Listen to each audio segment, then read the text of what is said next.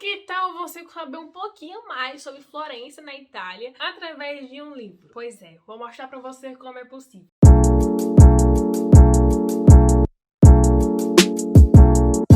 Olá, meu nome é Giovanni, bem-vindos ao meu canal e hoje a gente vai falar sobre Amor Gelato, da Jenna. E a gente vai falar um pouquinho mais, não só do livro, mas também da cidade em que se passa esse livro, que é Florença. Mas antes de eu começar a explicar pra vocês sobre o vídeo, como é que vai acontecer e tudo mais, não se esqueça de se inscrever no canal, compartilhar esse vídeo com os amigos de vocês, dar like no vídeo. Também me siga nas minhas redes sociais, que eu tô postando as coisas que eu tô fazendo nesse momento agora, que esse vídeo está indo lá. Eu estou viajando, então eu tô compartilhando tudo com vocês lá. E aqui na descrição também tem um link da Amazon, comprando pelo link você ajuda o canal a crescer sem pagar nada mais por isso. Então você pode comprar Amor Gelato ou qualquer outro livro que você queira comprar, ler, ou qualquer outra coisa também, não precisa desse livro. Lembre que esse link é a principal fonte de renda do canal, tá bom? E aí na descrição também tem um link da Twitch. Então a gente faz live de segunda a sexta às 18 horas na Twitch. Por enquanto, nesse momento que eu estou de férias, né, não está tendo live. Mas assim que eu voltar, lá em agosto, a gente volta a ter lives lá na Twitch. Então a gente vai lá conversar, fofocar um pouco e tudo mais. Então, pra quem não sabe, eu sou estudante de arquitetura e urbanismo. Eu tenho muita vontade de trazer um pouco mais de conteúdo de arquitetura aqui pro canal. Quando eu criei o canal, eu já tinha pensado nisso, mas a gente criou em meio de pandemia e tudo mais. Então, assim, não é tão legal o estudo de arquitetura durante a pandemia, dentro de casa, home office. Não é legal, não. Mas no período agitado que é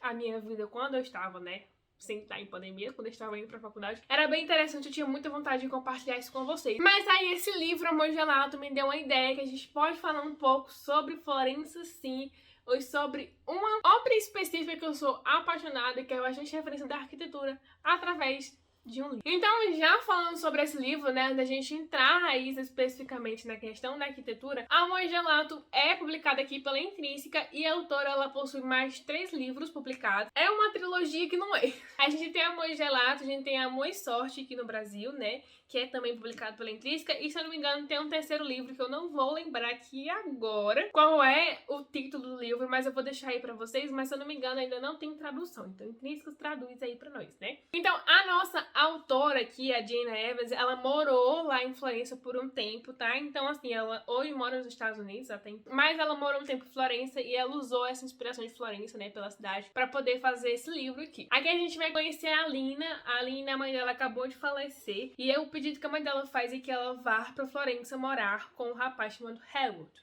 Ali nos últimos dias, né, de morte dela, nas últimas semanas, ela falava muito, relembrava muito do momento que era estar ali com Howard enquanto ela tava em Florença, né? A mãe de Lina tava em Florença na época e ela engravidou e tudo mais. Então a Lina fica um pouco com o pé atrás porque a mãe dela nunca falava muito do pai dela e tudo mais. Mas aí, conversando com a avó dela insiste, então ela decide passar um tempo ali com Howard pra ver o que há, o que tá acontecendo. Mas a ideia dela é voltar pros Estados Unidos, sim, depois de acabar ali as férias e não ficar lá a vida toda, né? Só um momento temporário ali. Então ela vai e quando ela chega lá, a gente já tem uma primeira surpresa, porque ela tá morando dentro de um cemitério. É chamado Cemitério da Segunda Guerra Mundial, que é um cemitério que realmente existe. E, gente, eu vou deixar algumas fotos. É muito bonito, assim.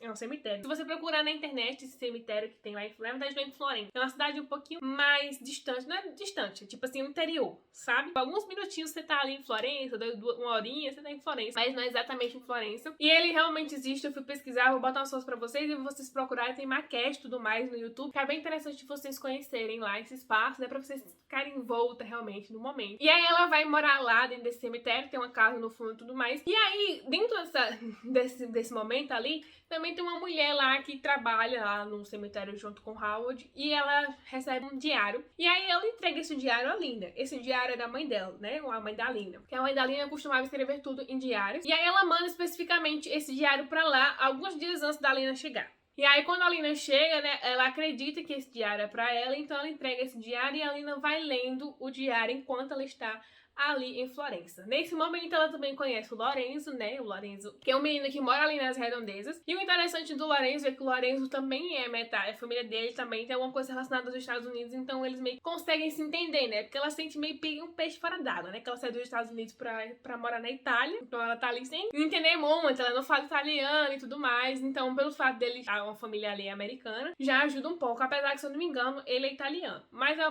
parte da família dele passa um tempo lá nos Estados Unidos na época de férias lugares e tudo mais. Então eles vão se conhecendo ali e à medida que ela vai lendo, né, o diário da mãe dela, vai descobrindo um pouco mais sobre a vivência da mãe dela na época que estava lá, ela começa a visitar locais que a mãe dela conheceu. Então ela vai procurar a Ponte de Vestino, que se não me engano, tem um museu a céu aberto que tem lá em Florença e tudo mais. Então você vai se apaixonando por Florença junto com a Lina, enquanto ela revive todos os passos da mãe dela e tudo mais. E também tem o negócio lá do pai dela. Conheci, não sabia que era o pai dela. Do nada ela descobre que é o pai dela. Então, Amor Gelato é sobre romance, né? É sobre como a mãe dela encontrou o romance na época que esteve em Florença e ela ali, querendo ou não, encontrando também um romance. Ela acaba ali se apaixonando também. E essa história, ela é bem simples. Eu dei 5 estrelas e favoritei a história, assim, né? Porque é uma história simples, você vai lendo. E acho que o ponto principal do livro era muita questão do luto, porque ela sente muita falta da mãe dela, né? Sempre foi ali a mãe dela, e a mãe dela acabou falecendo, ela foi morar com uma pessoa que ela não conhece, ela se sente muito deslocada e ela sente muita falta da mãe. E ler o diário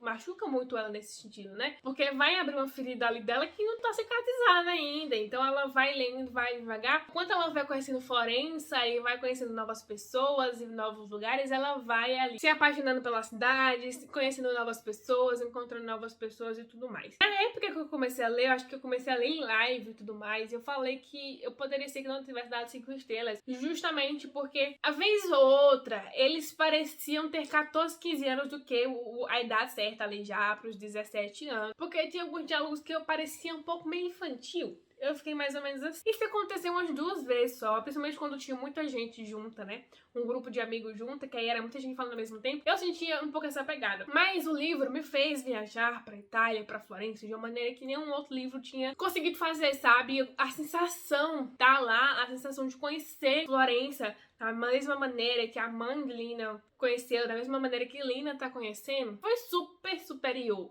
Não sei se é porque eu sou uma pessoa que gosta muito de arquitetura, na verdade não é.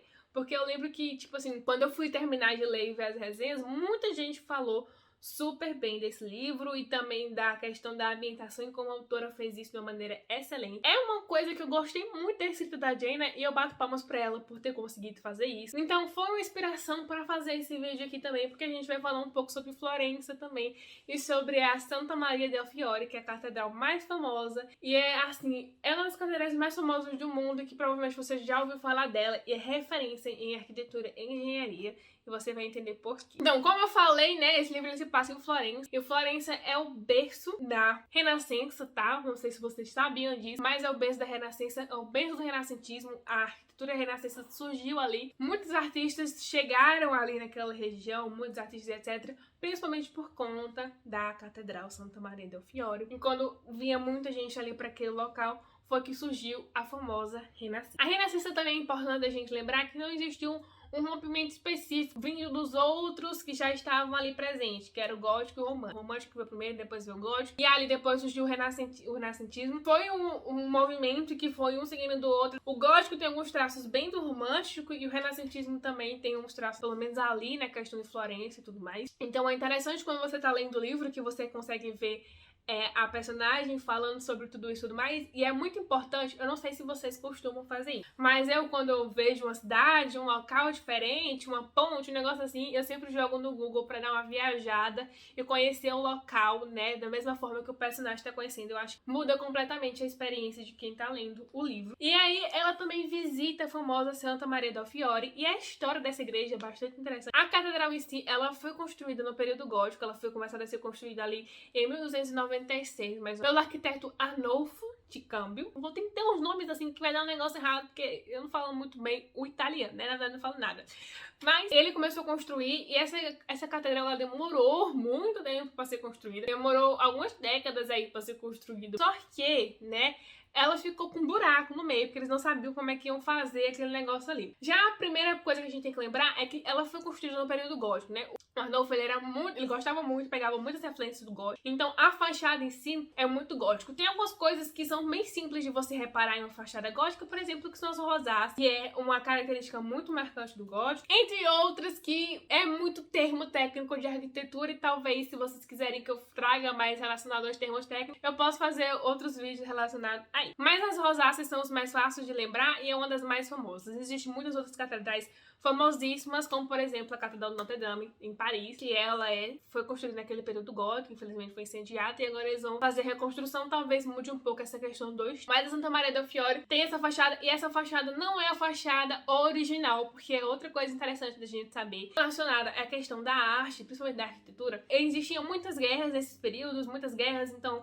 existia muito incêndio, teve problema em relação a religiões, então assim, muitas igrejas foram incendiadas. Uma das principais, assim, que a gente vê muita mudança de estilos em uma mesma igreja é a abadia de Westminster, não sei nem se eu falei certo, que ela fica em Londres. Eu vou deixar aqui pra vocês. Ela tem várias fachadas e cada fachada específica é um pouco diferente, porque ela foi construída em momentos diferentes, porque saqueavam, daí tocavam fogo, daí, enfim.